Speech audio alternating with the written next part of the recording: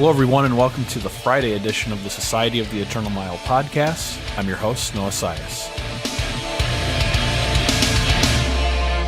On these shorter episodes, we touch base with previous guests of the show to ask a few previously unmentioned questions and to see where things are at in their respective camps. On today's episode, we'll be chatting again with Joseph James, who was all the way back on episode 1.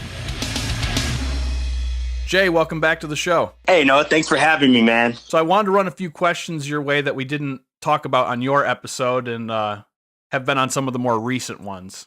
So for starters, the staple question for this year has been about Warped Tour coming to an end. Definitely been an interesting response, too.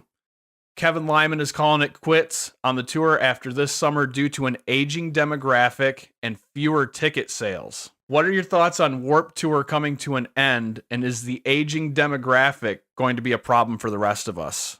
First, I think it's for a lot of people, that's their first show that they ever go to. And it's just because it's super commercialized, you know what I mean? And not to say that's a bad thing, but you know, you go into Vans, that's pretty much the first pair of shoe that you're like, oh, hell yeah, I'm pumped, you know, I'm skating, you know, whatever may have you. And then you see like all the flyers like Vans Warped Tour, and you're like, yo, I got to go to this. I need to see what's up. So back in the day, you know, like you had your like pop punk bands, and, you know, more recently it just got heavier. And I thought it was really cool. It was where I saw Dylan Drake skate plan for the first time. So you can imagine I was flipping balls and running like in the hot ass sun, freaking out, you know, to these guys. So to me, it's going to be sad, but I do think the integrity of the tour had been long gone, man. I think it got a little watered down, and my old ass ain't really trying to go to Warped Tour and sit in the sun. You know what I'm saying? I'm you know, as much as I would like to see some of those bands all together, I'm like, nah, I'll catch them when they come like here to El Paso, like at a venue or something like that. So as far as the age, I guess kids just don't really care anymore, man. And not to say that it's going to hurt the rest of us, but I think something like Vans Warped Tour really relied on that, you know, that 12-year-old to like 18-year-olds feel. And now those kids are like mostly into like EDM and, you know, stuff like that, which is totally cool. But yeah, I don't see a lot of younger kids like as hype on bands and festivals as we were growing up. You know what I'm saying? For sure. And I think a big role in that is just the fact that all of our entertainment now is right now. Yes. And in most cases, it's free. Definitely. Instant gratification. Yep. It's there. Like, you want to watch, like, for instance, I've always wanted to see the Bad Nails live. I haven't had the chance, but like, I'll go to YouTube, like when I'm just chilling, and I'll watch their whole set from like, you know, This Is Hardcore or something like that. And it's there, it's free. And I'm like, okay, that's cool. That'll tide me over for a little bit. So I agree with you, man.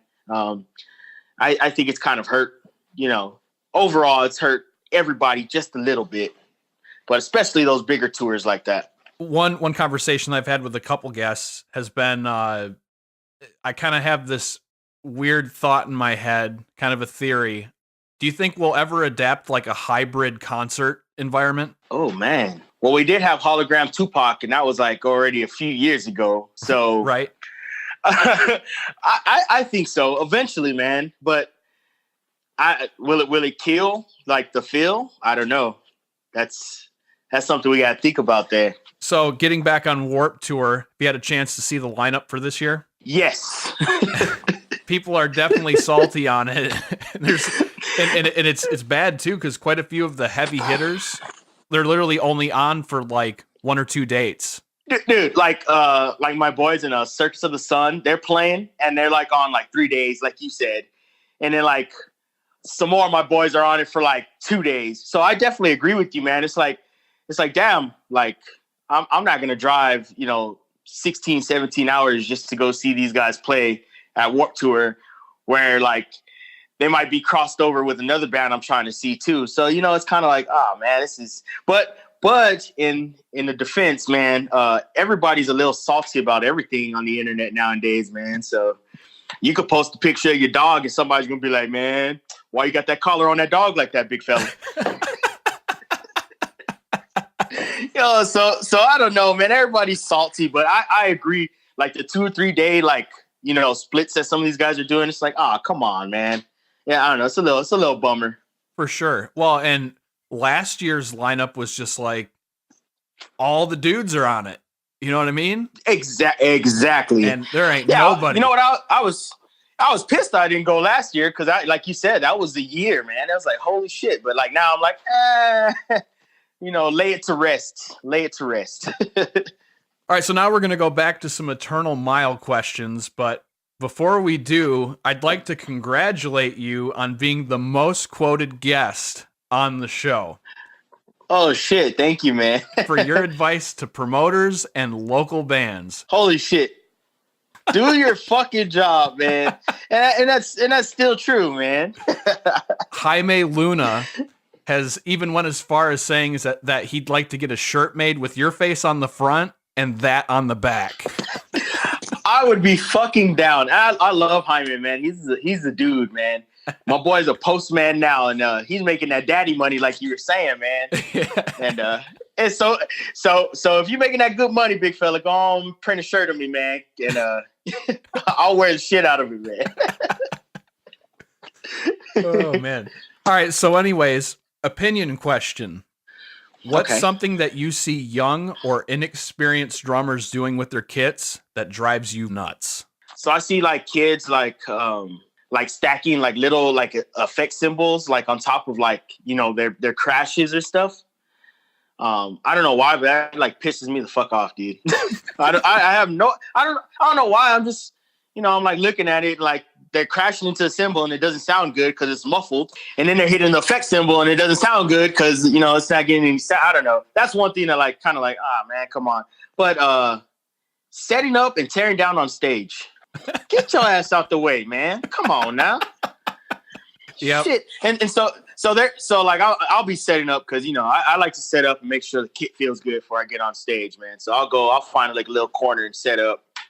And I don't know if people think I'm, you know, being, you know, like that guy. Like I just want to set up and play in the corner and be like, you know, like look at this guy. Like he just wants to show off. Like, no, man, you get your stuff set up, make sure it sounds good, you know, tune your shit. There's plenty of free resources on YouTube on how to tune your shit, and just making sure it feels good. So when you get up on stage, you can tear shit up and get off. So yeah, when I see these guys, you know, taking piece by piece on stage, and then they're talking, they're kissing their girlfriends, it's like, man, come on, please hurry up. Yep. The other thing that drives me nuts too about drummers, as a drummer myself, know how to do a goddamn sound check. There you go. Like, just because the front of house said, all right, kick, I don't need to hear a solo on every single piece of the kit. All right, man. Just give me them solid hits, man. That's all I need. I just always like, they're like whole kit, and I just give them the dad rock beat, man. That's it. Like I'm not up there trying to like blast your ears off or anything before I need to. So right. No. Yeah, I agree with you, man. All right. So we talked about top 3 tour items on your episode, but how about the most underrated tour item to have on hand? Like the adapter that like plugs into the cigarette lighter, and then it actually turns into like a charging station. That's hype. Yep. Yeah, so that's hype. You can get a lot done, man. Say you got to do some stuff on the laptop, or you know, just keep your cell phones charged just in case something happens, man. And Jesus Christ, Febreze. I'm gonna say Febreze should have like hopped on the bandwagon and like started like sponsoring bands and just giving us all like Febreze, man, because that's a game changer. I'm telling you, man. It is. It really is. How funny would that have been if it would have been like the biggest collab ever? Vans Warped Tour, sponsored by Febreze. Yo, it would have been so hype, man. They wouldn't have gone out of business. You know, they wouldn't have to shut down the tour, man. Right, because they'd have that real money behind it. Yeah, that's what I'm saying, man. How about bands to be keeping an eye on this year? Shawin, they're my boys from here. They're dropping an EP tomorrow on my birthday, so that should be cool. I'm gonna have to shout out the boys Damien from Las Cruces, New Mexico. They're incredible, dude. These guys should be huge. They just don't tour much, but they are trying to get out there. Barbarian TX from here in El Paso. They're on tour right now with a band called Souls. They're fucking sick. They've been doing the whole crossover thing before the crossover thing was even, a thing. So definitely go check them the fuck out. Also like bands like Meth Witch, 12 Titans, and Voidgasm, all which include the mastermind Cameron McBride from Albuquerque. And Jesus Christ, man, this guy can do no wrong, man. Each of these bands is like different. 12 Titans sounds like Straight from the Path, like Rage Against the Machine. Meth Witch, of course, is just like nasty, like slam, grind. And Voidgasm is like a real badass crossover. So I say check those guys out. I guess on a national level, the Boys and Varials have been killing it lately, man. That last album is something I jam on the regular. Left Behind is doing really good. Kubla Khan. I don't know, man. There's a lot of bands that, I'm trying to shout out here.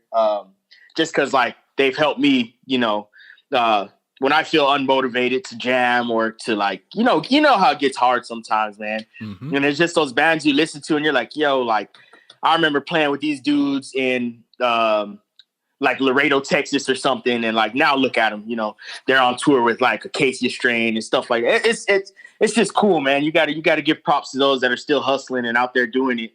Cause it's not easy, man. So definitely those bands that I listed.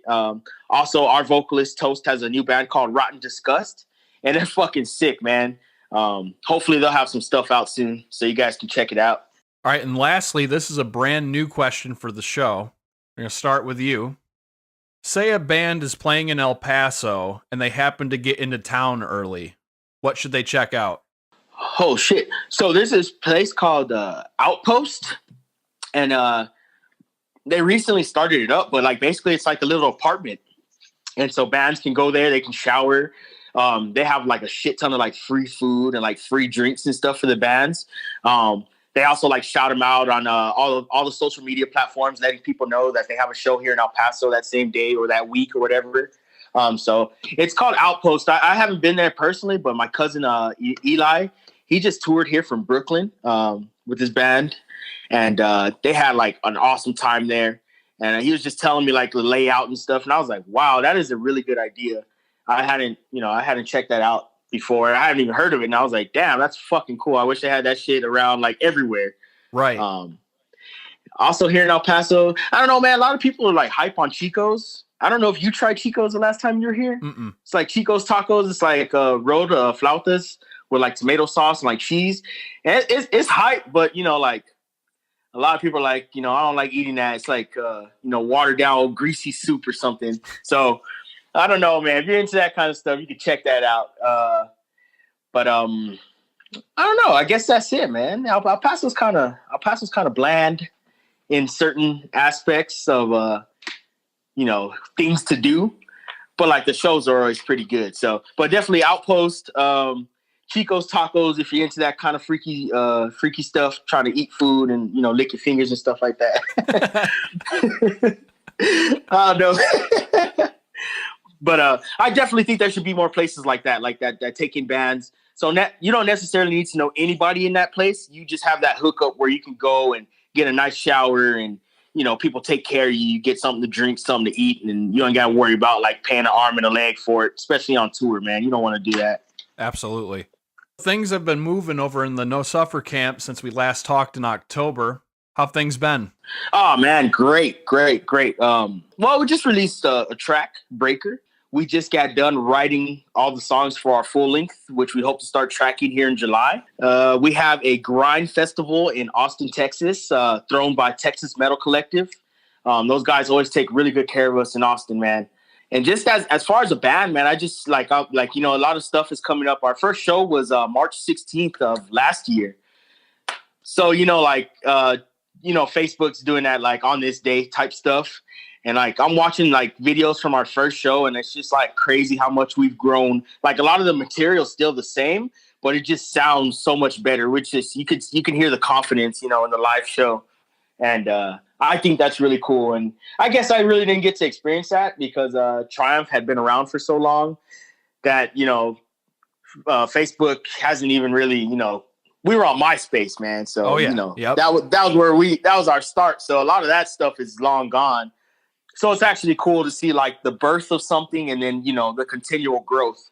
And I guess that's what we're just trying to do in KnowSuffer, man, is try to do little weekend bangers here and there. Nothing crazy. I'm not trying to tell everybody we'll be seeing them in their city soon, but, we're definitely trying to do what we can. And the main focus is just to get quality music out, man, and just try to drop. Because, I think that kind of, when you're touring so much and you're also trying to record, you kind of got to one has to take the back seat. And I think with Triumph, unfortunately, most of our recordings took the back seat. So with KnowSuffer, we're really trying to like bring it, and just try to like spam the fuck out of the fucking social media platforms, man. Trying to take a book from these little youngsters out here and get that internet hype. Yep, absolutely. Before we go, let's do another plug for KnowSuffer. Where can people find you guys? KnowSuffer, one word. Instagram, KnowSuffer. We try to keep it simple, so it's KNOWSUFFER, KnowSuffer. So like the more you know, the more you suffer. Because a lot of people are like, oh, no suffering. Like no suffering, like you're not suffering anymore. And I'm like, nah, it's KnowSuffer. So yeah, it's with the K in. So definitely we can be found anyway. Just fucking type that bitch in on Google. It'll pop up. You'll probably see my ugly face somewhere, man. I'm always plugging stuff. Hashtag KnowSuffer. You know what I'm saying? Suffer gang. What are the hashtags we got? Texas Chaos. So stuff like that, man. We can be found anywhere. I'm trying to do a YouTube channel pretty soon, just to kind of, get that going on that front. And we don't have a Reverb Nation. I didn't do one this time. Pretty dead. Pretty dead and tired. Yeah, I was like, nah, man, because they're like sending me emails like, hey, Joseph, welcome back. I'm like, nah, man, we ain't going that route this time. No. God, that's a whole separate discussion. Seriously, man. I got so many headaches from that website, man. Jesus. Jay, thanks for stopping by the show again. Looking forward to where things are headed for you guys and hope to be chatting again soon. Hey, Noah, thank you so much for always taking care of me, man. And I really appreciate you, dude. Podcast is doing great. Thank you guys for listening and keep up with Noah. And I'll see you guys soon. That concludes this episode. Thanks to Jay for coming back on. Be sure to check out KnowSuffer on social media and Bandcamp. And it's Jay's birthday today, so be sure to send him some love. I've been your host, Noah Sias. As always, thank you for listening. And we'll be closing the show out with Breaker by KnowSuffer.